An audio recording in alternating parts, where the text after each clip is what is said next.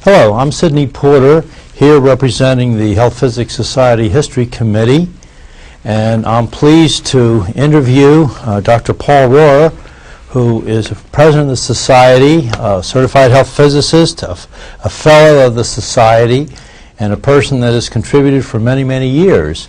And I'm looking forward to having Paul tell his story and to communicate to us the many things that have happened to him over his long and rich professional career.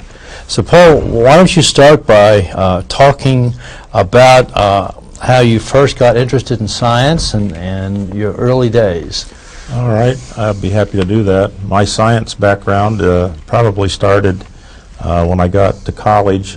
My high school experience was not particularly scientific. I went to a relatively small high school with 20 people in my class, and we didn't really emphasize science that strongly in mathematics, and as a result, when I came out of that high school, I wasn't really qualified to get into school where I really wanted to go, so I went to a teacher's college located very close to my home. So I could stay at home and commute to college, because I really didn't know what I wanted to do. Unfortunately, it was a teacher's college, and they required that you take education classes, and that was not what I thought I wanted to do. So the draft board caught up with me at that time, and it was time for me to serve my 2 years. So I was drafted for 2 years in the Army.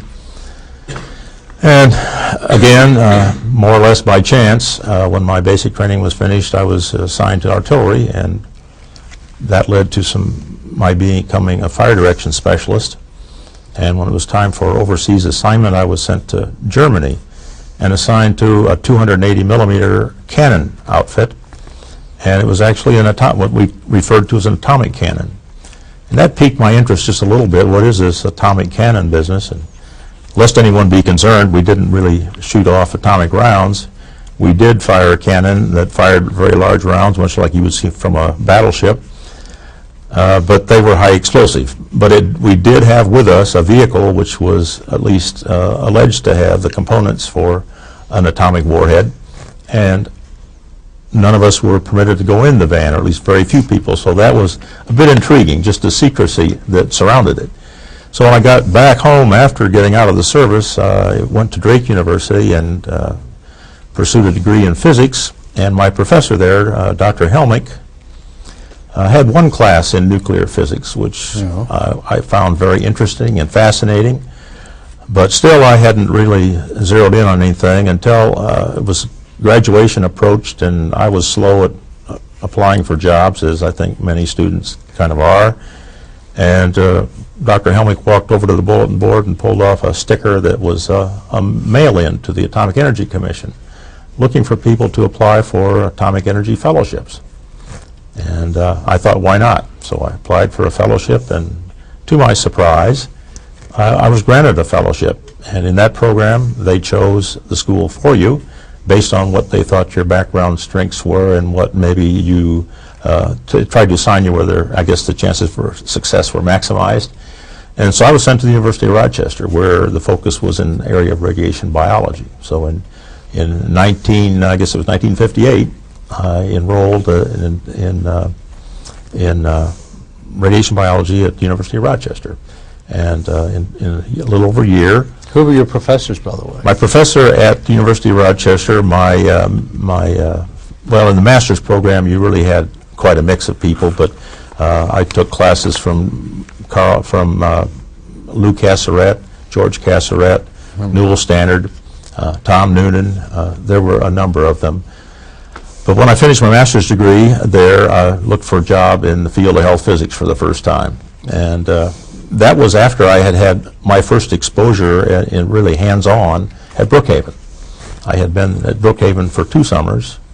The summer that preceded my graduate training at Rochester, I was there as a summer employee and assigned by the head of the health physics department, Fred Cowan, and his associate Lee Gemmel. They assigned me to the air-cooled reactor.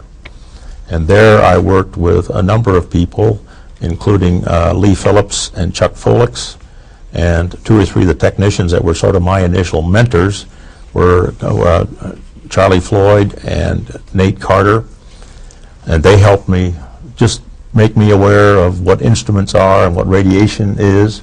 And so then I went to Rochester, had a year of training, went back to Brookhaven as the summer part of the training program. In that case, I didn't work just at the reactor. We also got sent to like the AGS accelerator facility and the medical health physics reactor and so on. Met people like Charlie Meinhold and others there. But I went to apply for a job then and accepted employment at the University of Michigan. Before you get off that, at Brookhaven, didn't you work for a very well-known health physicist and technician by the name of Artie Hum? Artie Hum was the lead person for managing the staff at the air-cooled reactor, and Artie is well known throughout the profession. Today he is memorialized because the NRPT people have the Artie Hum Memorial Award, which they grant to one of their outstanding people each year. But Artie was wonderful to me and gave me lots of opportunities to learn about things that maybe if I had just gone straight to graduate school, I wouldn't have had the benefit of. But Artie was a wonderful person and highly regarded in the profession. Wonderful. So you finished this first summer, and then the second summer. Second summer was a part of the fellowship program. And as I said, we went to all students, I think, that go through that program cycled through all the positions. You spent a couple of weeks at each facility and you met additional people, but you also got a little more hands-on experience in all those different kinds of settings. And that's the time, of course, when we were also applying for jobs. That's what led to my applying to the University of Michigan and having Art Solari there, who is was at that time the RSO, and his group of people were called the Radiation Control Service. So this was your first real job? That was the first job for pay. Right. That's right. Job for pay. That's right. And a well-known person at Michigan at that time was Hoyt Whipple, who was in the School of Public Health there, but he also was the chair of the Oversight Committee for the Radiation Safety Program at the university. You know, he was well known. In fact, I call him my favorite health physics iconoclast. He championed many a cause over the years, but he was incredibly adroit. Oh yeah. At championing a cause, and I hated to be on the other side of any issue that he was working on. He could be very penetrating. Absolutely, very much indeed. But I think he made a real contribution to our society, though. Oh yeah. I mean, he was a strong force in our society for many years. And largely because I think of his presence there, he turned out a lot of very good people from that program. Including you, I might add. Well, I was sort of on the sidelines there, but I enjoyed the opportunity to see him and to meet with him. Yes. So you were largely there under Art Solari. That's right. And you were working in practical health physics, as I remember you saying. Can you tell me a little bit about what you were doing? Yeah, we had responsibility for, of course, overseeing all of the isotope users throughout the university. I didn't have much opportunity there to work at things like the accelerator and the reactor facility because we had people assigned there. I was on central campus, and so I helped monitor the laboratories in the biological research areas and sometimes some of the hospital follow-up work. But it was pretty much general health physics. Now, this job didn't have a 2-year limit on it. No, it did not. So tell me about that. At that time, I was going back to Rochester routinely because, as maybe I did not mention earlier, in my first year at Rochester, that's where I met my wife.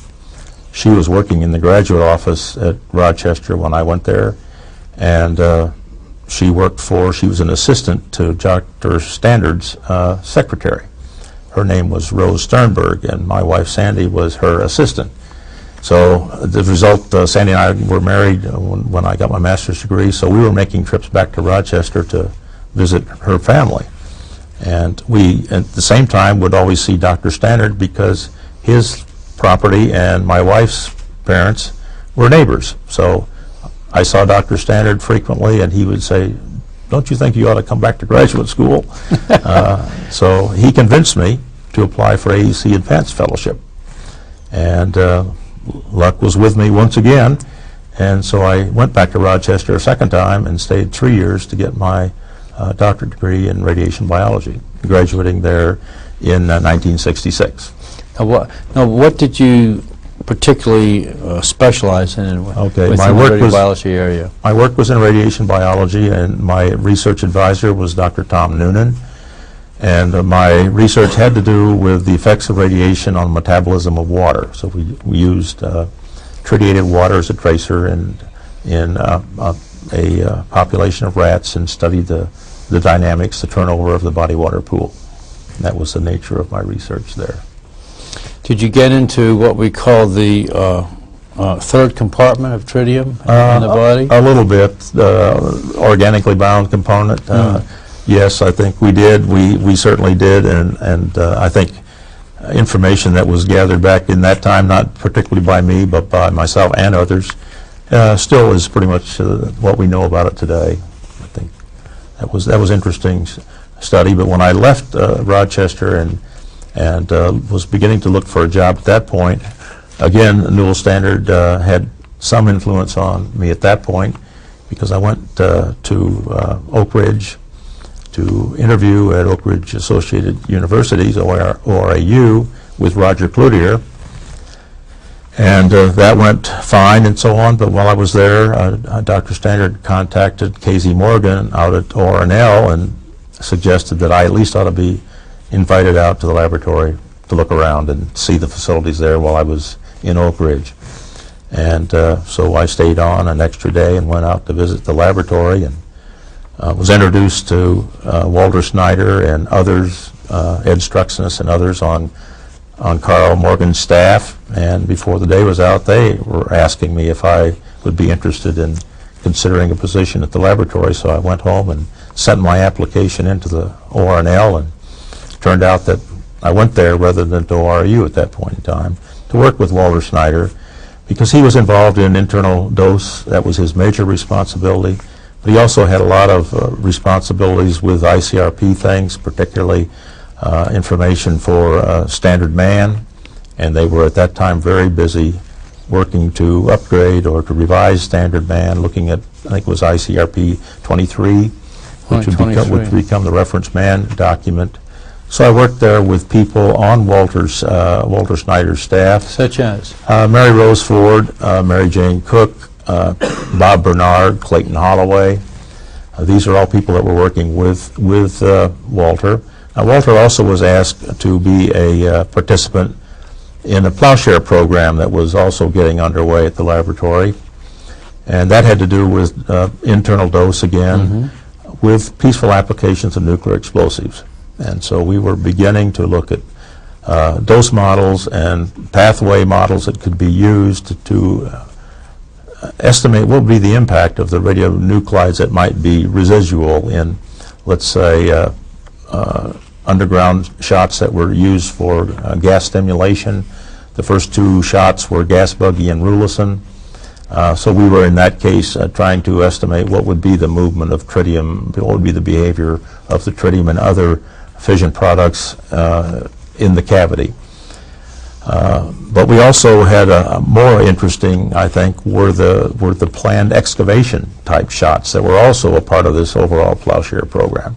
Because at that time we had ideas that we were going to be using surplus weapons type devices for excavation projects, building harbors, excavating a canal across Central America. That was the big project that we worked on.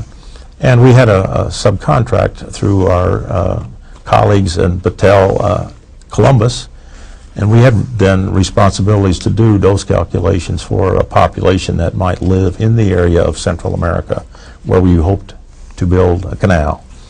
And so we began to look at how could we computerize. Now, what years were those? Oh, this would have been 66 to 70 in that time frame. Okay, because politically what was happening there, just a sidebar, is that we knew that our treaty with Panama was about up. That's true. That's true. And we had no confidence that Panama was even going to be able to keep up the canal on their own, but they made it abundantly clear that we were out of there, the U.S. was out of there the minute the treaty was over.